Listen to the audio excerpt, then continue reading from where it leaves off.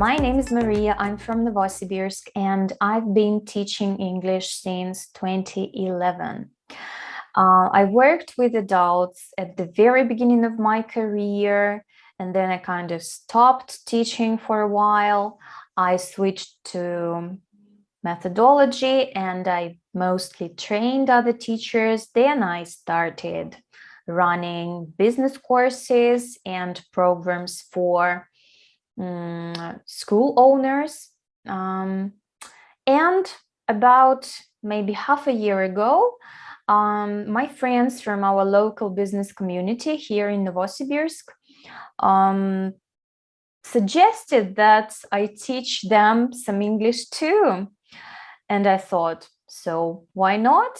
And now I'm back to teaching English again. Хотите постоянно развиваться в преподавании иностранных языков? Школа Дмитрия Никитина проводит образовательные тренинги, конференции и курсы для преподавателей. Подробности о событиях можно узнать по ссылке в описании. Over the past 10 years, I've been reflecting a lot on the motives that drive people to learn, to study new stuff. This is not getting some new knowledge or acquiring skills or gaining another job position. This is deeper and wider and more complex than that.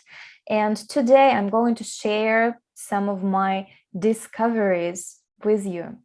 I took a look at that as a teacher of English, and also as a teacher trainer and a business trainer, and as a student as well, because I think that I'm not very different from you, and we are all lifelong students. Yeah, teachers study all the time. They never stop learning and acquiring new things.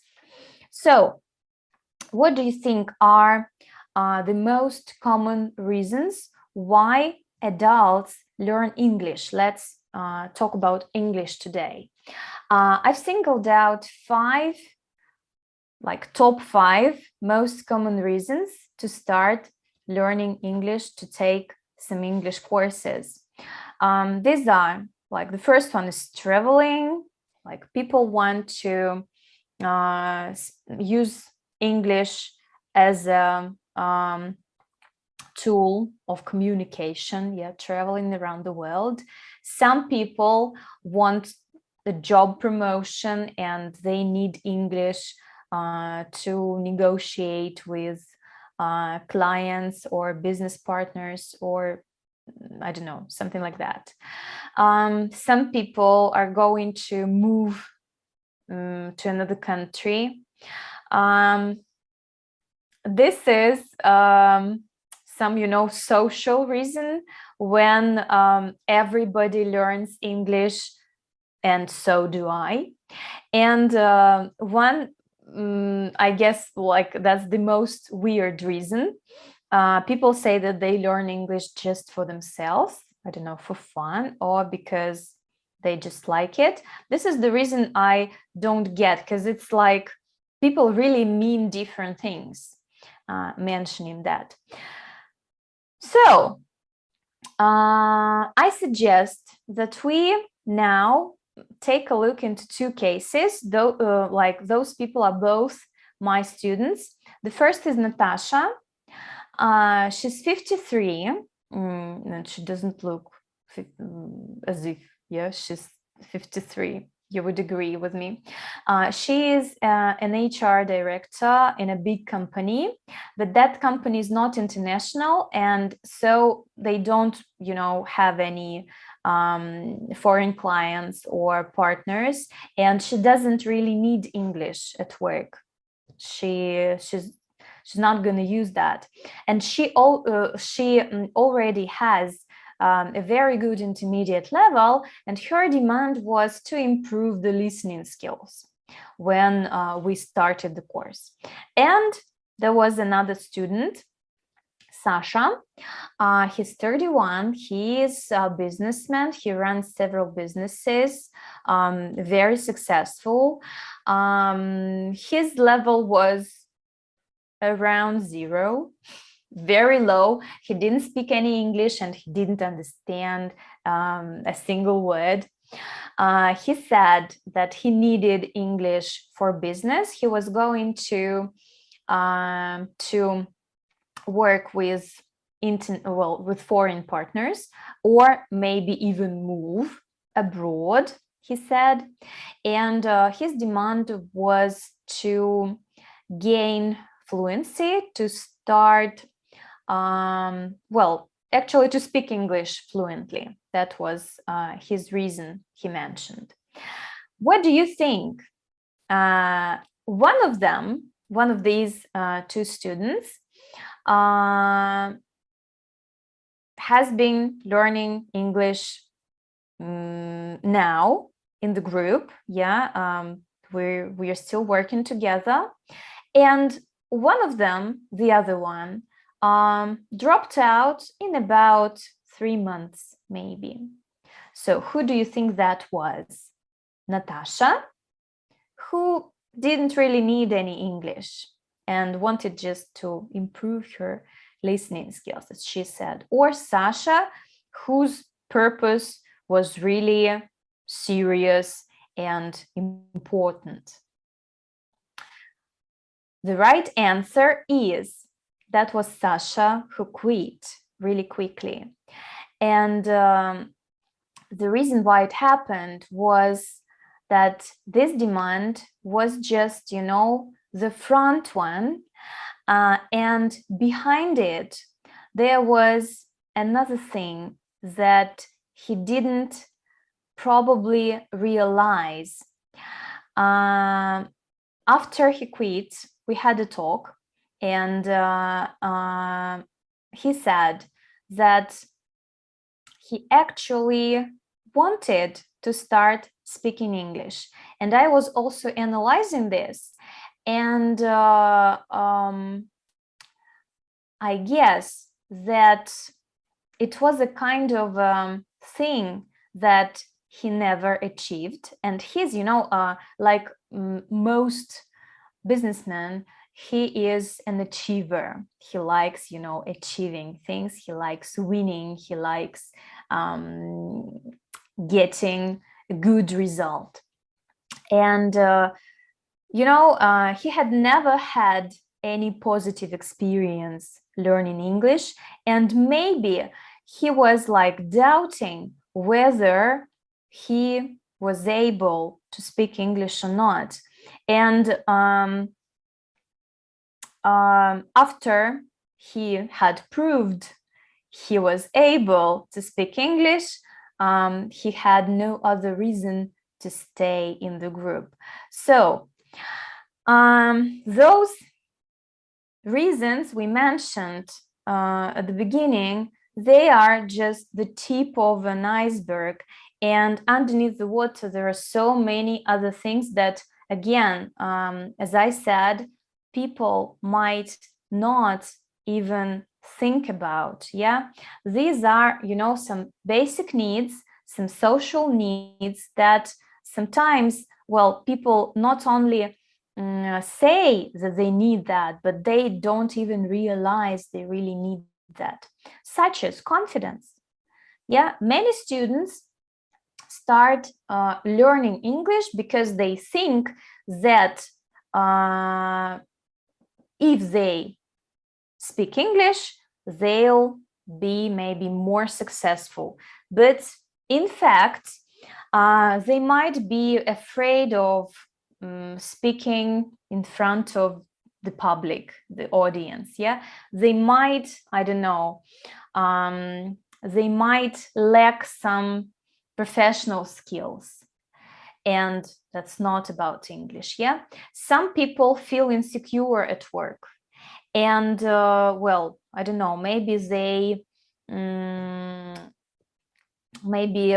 their employer abuses them. That happens quite often. Or maybe they're not, welcomed in the team. Some people feel insecure in the family, and English classes sometimes is the only place where they get this feeling of being secure and safe, yeah? And it's more about psychology, it's not about physical safety. Хотите постоянно развиваться в преподавании иностранных языков? Школа Дмитрия Никитина проводит образовательные тренинги, конференции и курсы для преподавателей. Подробности о событиях можно узнать по ссылке в описании. Acceptance. Everybody wants to be accepted. Everybody wants to be valued. Everybody wants to be seen. Yeah. And that's again about some, this is very crucial during the crisis. Again, the security and acceptance, it's like some scaffolding people get, yeah, when they feel, shaky and worried and anxious about the future. This is, well, now for many people, it's the way to feel some, that something goes on the plan, yeah, and those regular classes help them to feel more confident, yeah, in this like changing reality. This is, yeah, what happened to Sasha. Sometimes people need to feel they are able to speak English, and this also helps them to feel more confident, more maybe they gain more respect from the people they work with, for example. Some people need a feeling of belonging to a group. This also happens when the relationship at work is not, good and pleasant. And maybe they've got some problems in the family as well. Yeah, this is joining the crowd reason. Yeah, when I want to be the part of this society, of this community.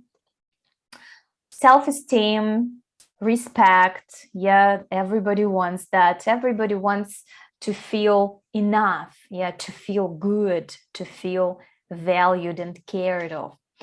Some people just need support. I had a student, he was a doctor, and he was going to emigrate to the United States, and he was getting ready for an interview.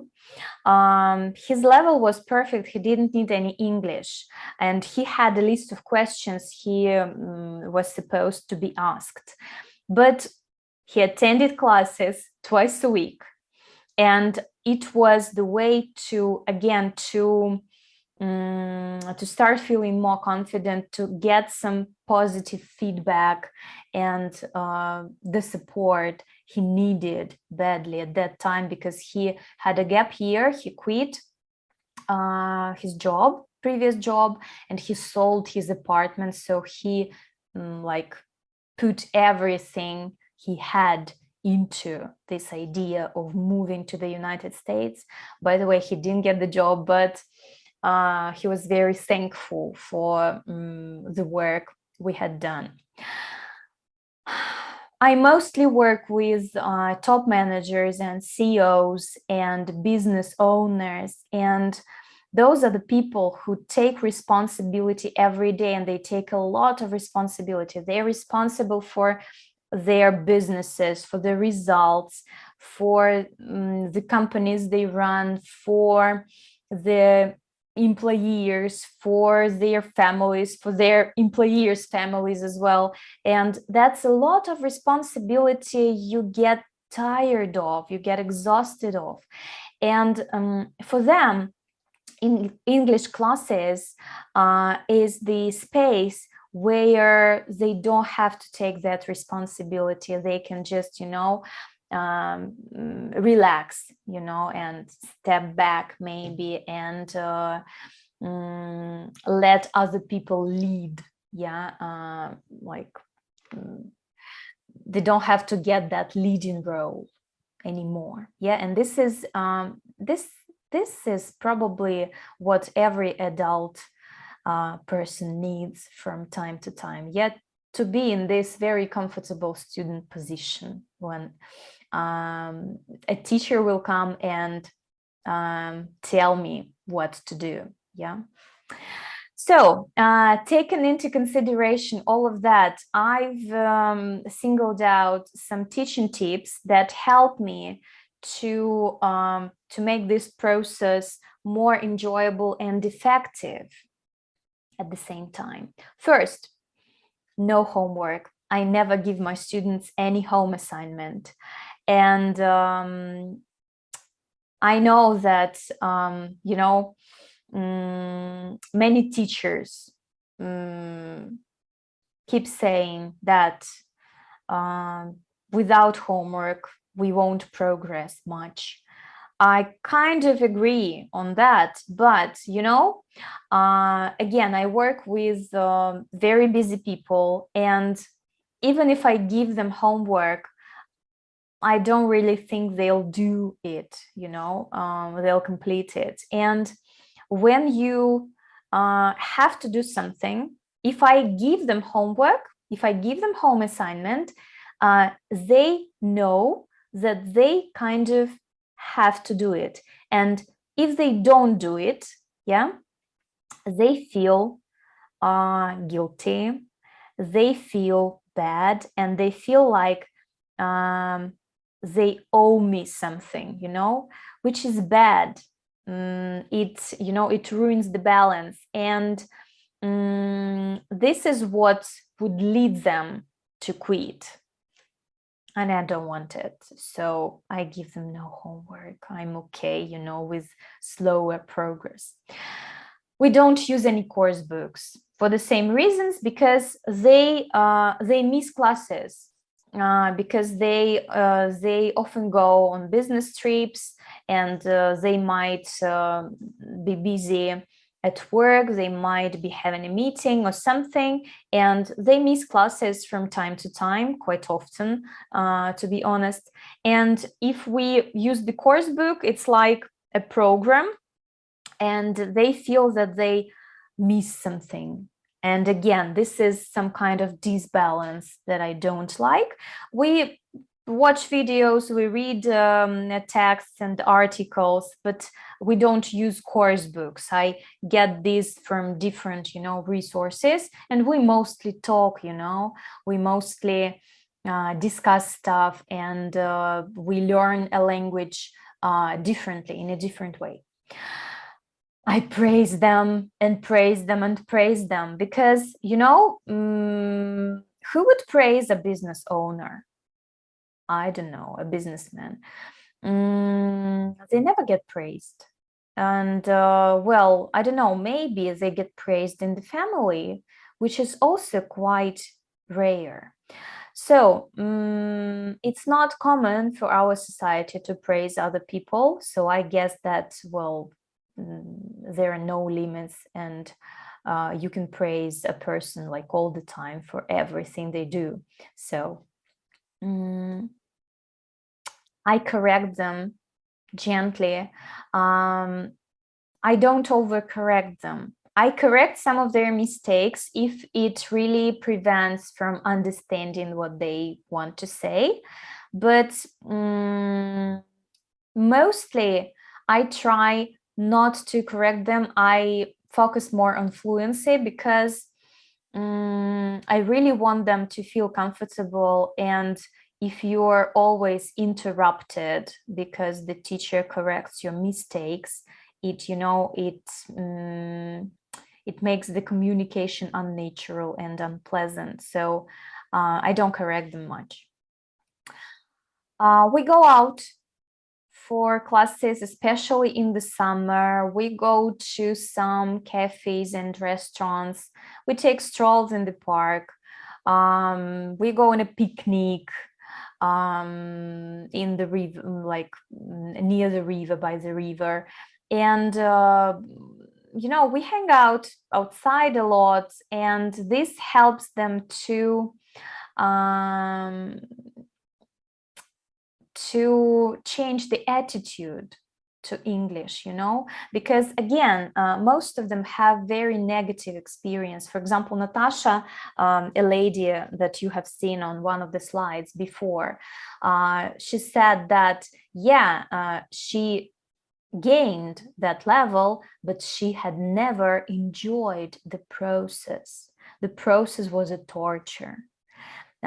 She had a goal to achieve this B1 level, to take an exam, to pass the exam, but she never enjoyed the process, and this is really upsetting, I guess. And now she says, I really love our classes, and I never think like, oh, it's Monday, English again. They're eager to come to classes, and that's what I say. Just bring yourself to class and don't think about like what we are going to do, or some other things, homework, course books and stuff. Just bring yourself to class. Хотите постоянно развиваться в преподавании иностранных языков? Школа Дмитрия Никитина проводит образовательные тренинги, конференции и курсы для преподавателей. Подробности о событиях можно узнать по ссылке в описании. And we also I'm a trainer, and I like different coaching techniques, and we do reflect a lot on our achievements, on the progress, and this also helps my students to feel okay, to feel good about themselves learning English. They feel their progress, they notice their baby steps. One of my favorite reflection exercises is called 7 Levels Deep, and if you're interested, you can contact me via social media, and I'll send you the link, and you can do this exercise yourself and share with your students as well. So that is all. And to sum up, I've got a nickname. I'm often called an ELT therapist because my